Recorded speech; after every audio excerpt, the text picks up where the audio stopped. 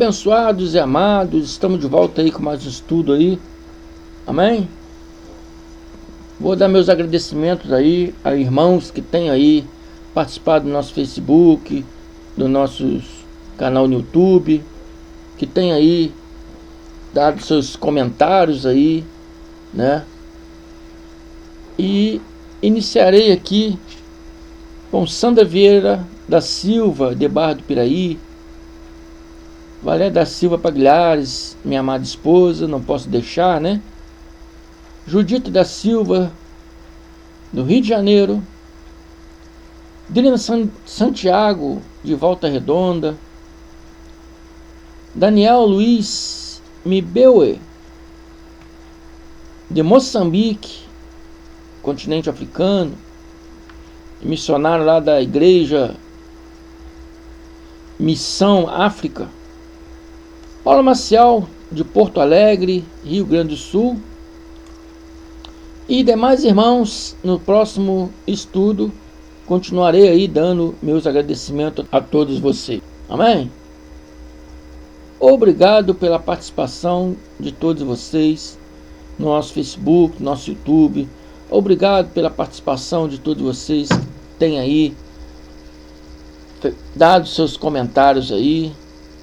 Eu peço a vocês que continuem, peço a vocês que compartilhem esses vídeos, peço a muitos de vocês que ainda não são inscritos no nosso canal, entre lá no YouTube, no nosso canal, se inscreva lá, amém? Agradeço a todos vocês, graça e paz. E o tema desse estudo é: Yahshua Jesus vai voltar em corpo carnal ou já veio em espírito glorificado? Jesus vai voltar em corpo carnal ou já veio em espírito glorificado? É uma pergunta, amém? É uma pergunta, pessoas. Conversando com um irmão do sistema religioso, ele diz, né? Jesus está voltando, irmão. E eu disse, ele já veio, irmão. Está entre nós em espírito. E mora dentro de cada um em espírito. Mora dentro de todos aqueles que crê nele em espírito. Mas ele disse, não é assim não, irmão. Você está errado. Ele virá no corpo carnal. Porque a palavra diz que todos os olhos verão ele vir nas nuvens. Abençoados, vamos estudar essas palavras para a gente ver realmente o que está dizendo aqui, amém? Essa palavra que todos verão ele vir, né? Está a palavra para o futuro, mas não o nosso futuro, não o nosso futuro. Quem está relatando essas palavras aqui em Mateus 24 é o próprio Yahshua, é o próprio Jesus que está relatando essas palavras registradas aqui no livro de Mateus. Estudiosos dizem que o livro de Mateus foi escrito a partir do ano 50, pode até ser, mas está relatando palavras que Yahshua disse no ano 30. Por isso a palavra verão, porque ainda não tinha acontecido. A gente tem que ler a palavra e prestar atenção, né, nessas palavrinhas que podem mudar muitas coisas. Verão quer dizer que eles ainda iriam ver. Então as pessoas lêem essa palavra hoje, acham que isso é para um futuro próximo a nós. Não, abençoado. Era um futuro próximo a eles. Eles iriam ver, não nós. Abra suas Bíblias em Mateus 24 e vamos começar aí a estudar um pouco sobre isso. Mateus 24, vou ler a partir do 29. Está escrito assim: logo depois da tribulação, daqueles dias. Logo depois da tribulação daqueles dias. Que tribulação é essa? o juízo que viria para os judeus. Amém? O juízo que viria para os judeus, o qual Malaquias também disse que seria o grande e terrível dia do Senhor. E isso aconteceu no ano 70, abençoado. Por isso a palavra está escrito verão, porque eles ainda estavam no ano 30. E a Bíblia nos mostra que Alxa veio na sua segunda vinda no dia do juízo, que foi em 70, quando o templo de Jerusalém foi destruído. Por isso a palavra verão aqui. A gente não pode pegar essa palavra e ler ela, né, hoje, e dizer que esse verão será no futuro ainda próximo a nós, um futuro ainda dos nossos filhos, dos nossos netos. Não. Amém? Isso aconteceria logo depois da tribulação daqueles dias. E diz que escurecerá o sol, e a lua não dará sua luz, as estrelas cairão do céu, e os poderes dos céus serão abalados. Muitas pessoas leem isso aqui como o fim do mundo. Fim do mundo. Mas não, abençoados. A palavra está em figura de linguagem. O que os evangélicos não entendem, e que a Bíblia muitas vezes é escrita em figura de linguagem, era uma coisa comum entre os judeus. O próprio Yahshua, Jesus, muitas vezes falava em parábolas. O sol e essa lua e as estrelas não se refere aos astros cósmicos que vemos quando olhamos para o céu. Em figura de linguagem, o sol aqui representa o templo de Jerusalém, que era o sol para os judeus, né? Era o sol para os judeus, era, né, a casa de Deus para os judeus, era o poder de Jerusalém, era o templo. A lua era a cidade de Jerusalém, representando a mãe que dá a luz ao sol, né, ao templo. E as estrelas que cairiam, né, do céu eram os poderosos religiosos, sacerdotes, fariseus, escribas, todos daquela época, todos religiosos daquela época, que a Bíblia diz que cairiam do céu. O que é o céu? Diz que eles cairiam do céu. Amém? Como diz aqui, os poderes do céu serão abalados. Que poder do céu é esse que seria abalado? As estrelas, que eram o sacerdote, cairão do céu. E os poderes desse mesmo céu serão abalados. O que representa o céu? A lei de Moisés, abençoados. As estrelas cairão do céu porque o templo sendo destruído, a lei, que é os poderes do céu, seria abalada. Mas por que a lei seria abalada? Porque sem templo, sem a lei, que muitos dos rituais da lei só poderia ser feita no templo. Amém? Muitos rituais da lei só poderia ser feito no templo. Hoje muitos judeus querem fazer alguns dos rituais. Hoje muito cristão que se converte ao judaísmo querem praticar alguns dos rituais. Vocês estão errados. Porque muitos dos rituais só poderiam ser feitos no templo. Sem o templo, acabou-se a lei de Moisés. Encerrou-se a lei de Moisés. Porque se você deixar de cumprir um item só da lei, você anula toda a lei. Você se torna réu de toda a lei. Amém? Então a própria lei diz isso. Não é o irmão André que está dizendo. Então você querer praticar alguns rituais, mas deixar outros rituais, você está se tornando um transgressor da própria lei. Porque todo aquele que guarda a lei, mas deixar de cumprir um só item da lei, se torna réu de toda a lei. Tiago também fala sobre isso. Se deixar de praticar um só mandamento da lei, você anula todos os outros mandamentos, se torna réu, se torna culpado, se torna um transgressor.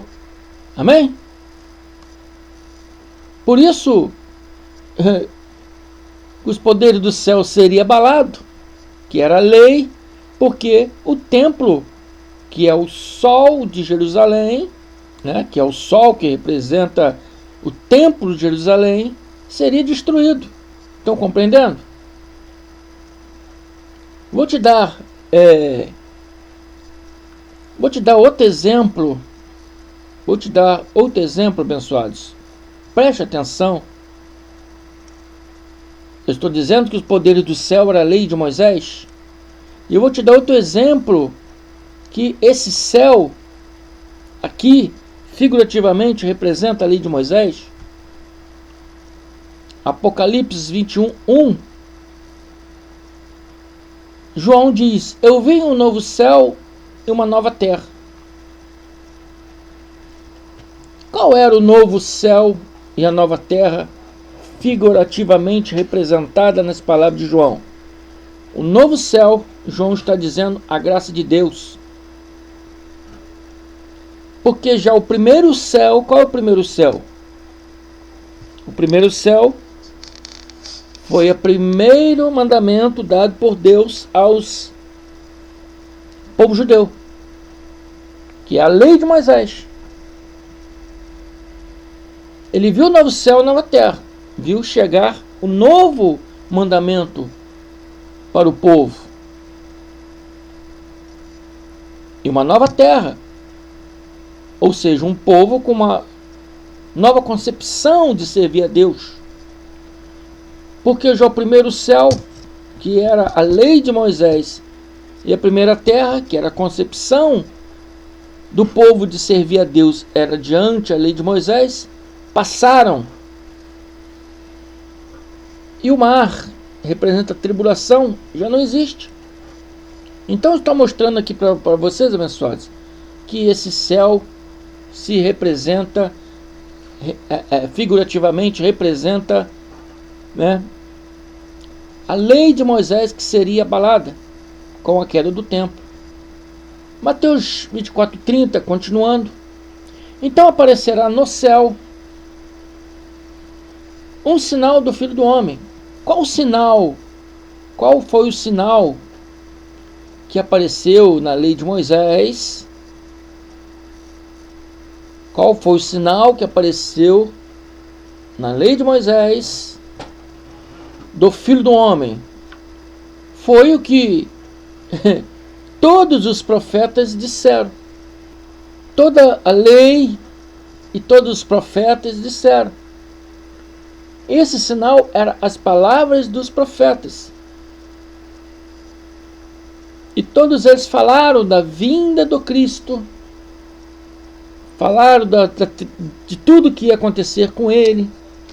Falaram que ele ia ser morto.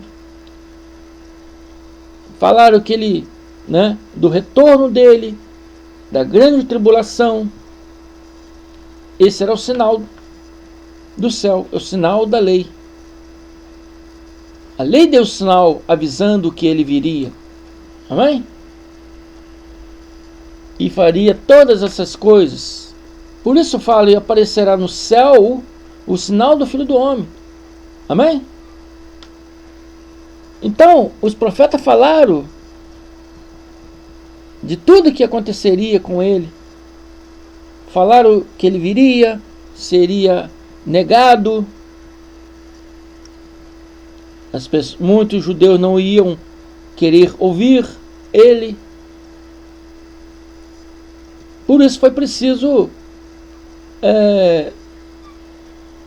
o dia do juízo para aqueles judeus que transgrediram a lei, para aqueles judeus que não aceitaram ele como, né, o Mashiach, principalmente os saduceus, os fariseus. Então aparecerá no céu um sinal do Filho do Homem, e todas as tribos da terra se lamentarão. Todos se lamentarão, porque vão reconhecer que ele era o Mashiach. E verão, como eu disse, esse livro foi Yahusha dizendo, relatado por Mateus, dizendo no ano 30, verão vir o Filho do Homem, porque ele viria na sua segunda vinda. Aqui está falando da segunda vinda. E viria na sua segunda vinda, na queda do templo, que se deu em 70. Aqui ele está falando no ano 30, por isso a palavra verão, porque ainda era um futuro distante deles.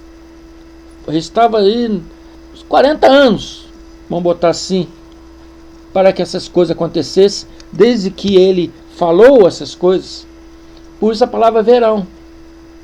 Verão vir. Não pode empregar essa palavra para os dias de hoje. Se nós empregar essa palavra para o dia de hoje, parece que verão vir será no futuro próximo a nós, um futuro dos nossos filhos, dos nossos netos. Não, abençoados. Verão vir no futuro deles, na geração deles, no ano 30.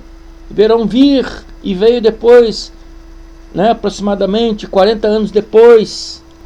40 anos depois, aconteceu o Filho do Homem vir sobre as nuvens do céu, com poder e grande glória. Então o irmão falou, tá vendo? A Bíblia está falando que todos verão ele vir sobre as nuvens do céu. Abençoado, ninguém viu ele vindo sobre as nuvens do céu. Isso é uma figura de linguagem. Vir sobre as nuvens significa vir em juízo. Vir em juízo sobre Jerusalém, sobre Judá, por causa das transgressões dele. Olha o que diz o Salmo 97, vou ler no 1 e 3. Está escrito assim: Yahweh reina,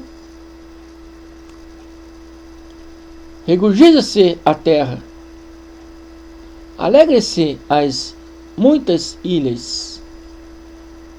Nuvens e escuridão estão ao redor dele.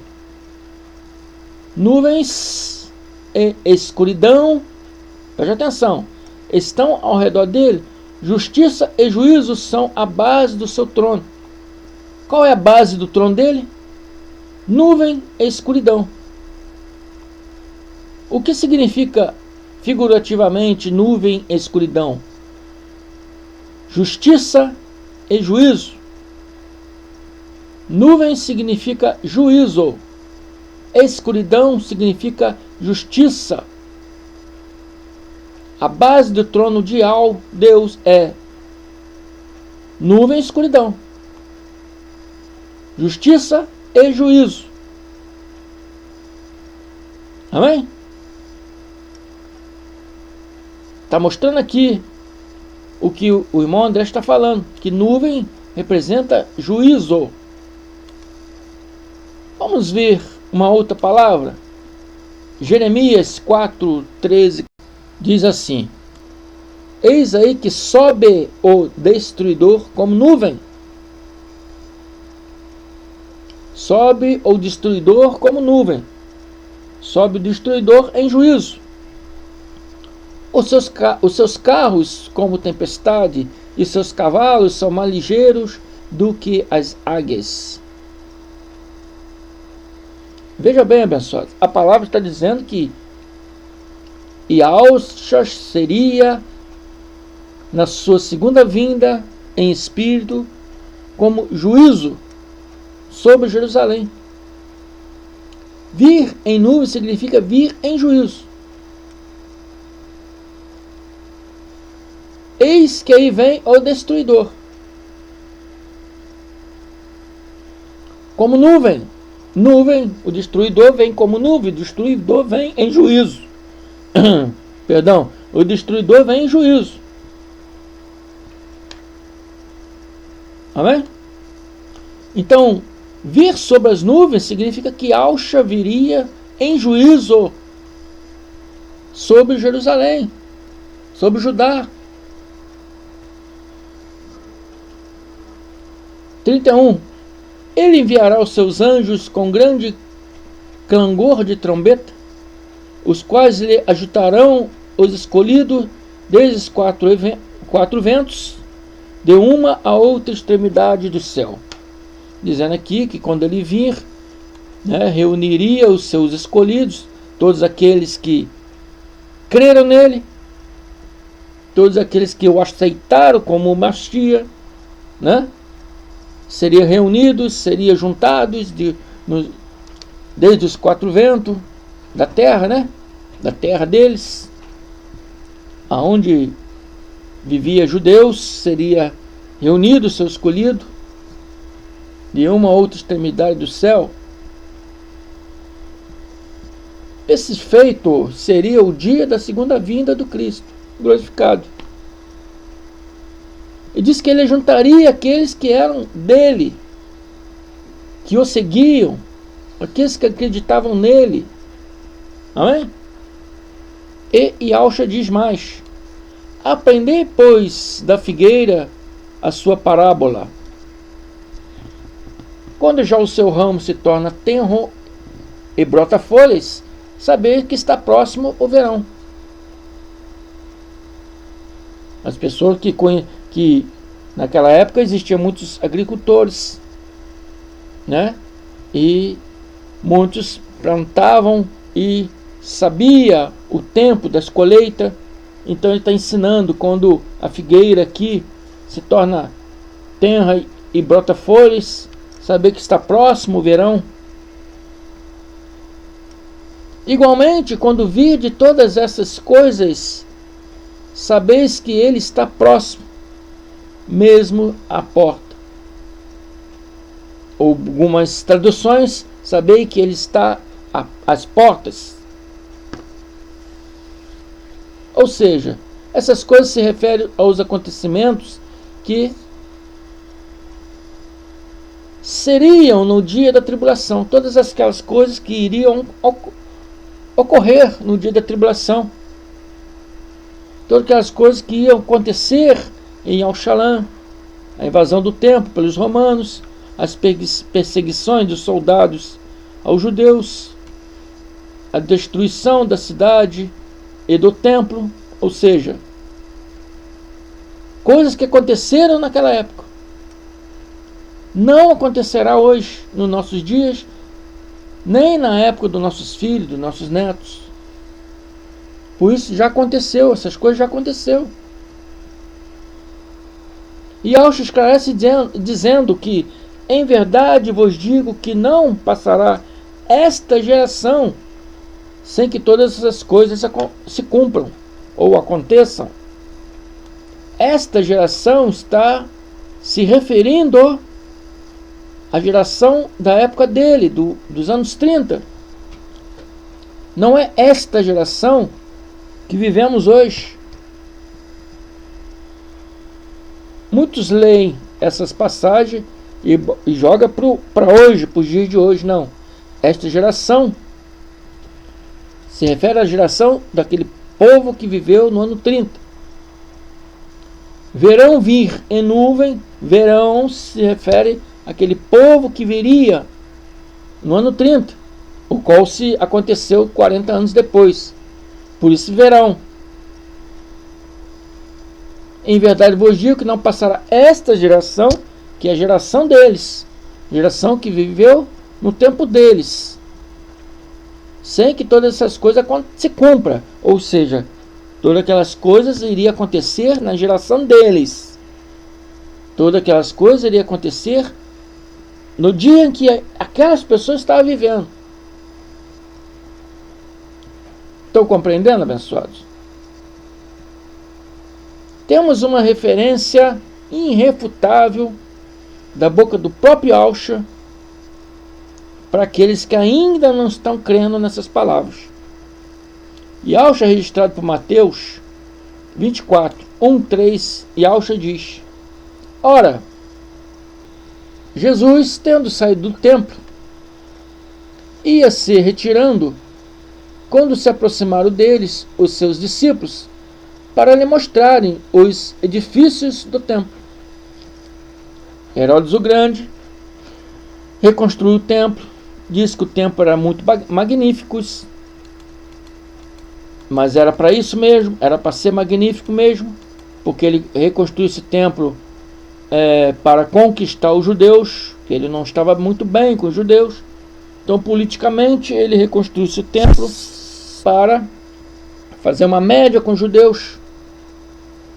Então, ele criou esse templo muito magnífico, muito esplêndido, né? E eles estavam bobados, né? Bobados vendo aquelas obras maravilhosas, aquele templo, né? Seus acabamentos suntuosos, né? Então, ele estava mostrando para Jesus o templo. E ele vira e diz: não vedes tudo isso? Não vedes tudo isso que vocês estão aí bobado vendo, todas essas obras aí magníficas que vocês estão boca abertas aí? Em verdade vos digo que não se deixará aqui pedra sobre pedra que não seja derrubada. E Yahshua estava dizendo: tudo será derrubado. Não se maravilhe com esse templo, não se maravilhe com essa construção formosa. Tudo será derrubado. Estando ele sentado no Monte das Oliveiras, chegaram-se a ele os seus discípulos, em particular, dizendo: declara-nos. Preste atenção, abençoados. Preste atenção que essas passagens aqui, né, de Mateus 24, de 1 ao 3 aqui, são passagem irrefutável. Ele esclarece e diz: não se apegue a esse templo, porque ele será derrubado. E quando eles estavam lá, assentados no Monte das Oliveiras, chegaram-se a ele seus discípulos em particular, ou seja, só os discípulos, longe do povo, e disseram a ele: declara-nos, quando serão essas coisas? Quando serão essas coisas? Ou seja, quando haverá perseguição, quando haverá invasão do templo, né? Quando os romanos entrarão para destruir a cidade, destruir o templo. E que sinal haverá da tua vinda? Então eles sabiam que no dia da invasão de Roma seria também a vinda, o dia da vinda, da segunda vinda do Cristo. Eles sabiam. Como os doutores de hoje não conseguem enxergar essas coisas tão claras na palavra? Acha que essas coisas irão acontecer? Essas coisas já aconteceu.